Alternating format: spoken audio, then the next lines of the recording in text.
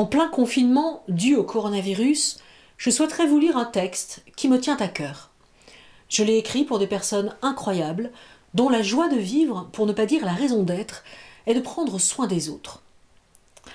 D'autre part, mesures sanitaires et confinement obligent, de très nombreux pèlerinages ne peuvent pas se tenir sur Lourdes, et la Vierge est bien seule. Par bonheur, les chapelains, les prêtres, les évêques et le personnel du sanctuaire veillent sur elle.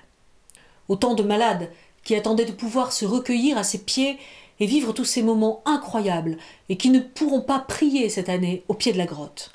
À cela, soyez assurés que les hospitaliers et moi-même, nous prions pour vous et que la Vierge Marie, j'en suis sûre, ne sera pas insensible au cœur sincère. Aussi, en hommage aux hospitaliers qui chaque année conduisent des milliers de malades dans des trains médicalisés sans que les chaînes d'infos n'en parlent, mais aussi par la route, en avion, en direction de Lourdes, j'ai écrit ce texte. Et aujourd'hui, je souhaiterais, chers hospitaliers, vous le dire comme un hommage.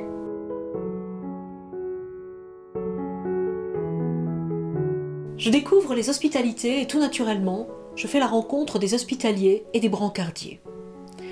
Les hospitaliers et les brancardiers sont des hommes et des femmes qui donnent leur temps, leur amour et souvent même leur argent pour aimer les faibles, les handicapés, les laissés pour compte, en les emmenant sur Lourdes. Ils poussent les plus fragiles jusqu'au pied de la Vierge de la grotte. À partir de cet instant précis, leur âme est confiée à la responsabilité de la belle dame.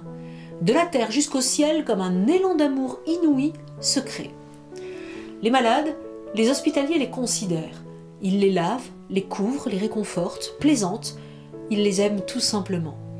Les terrains pentus de Lourdes ne les freinent pas. Bien au contraire, ils sont comme galvanisés.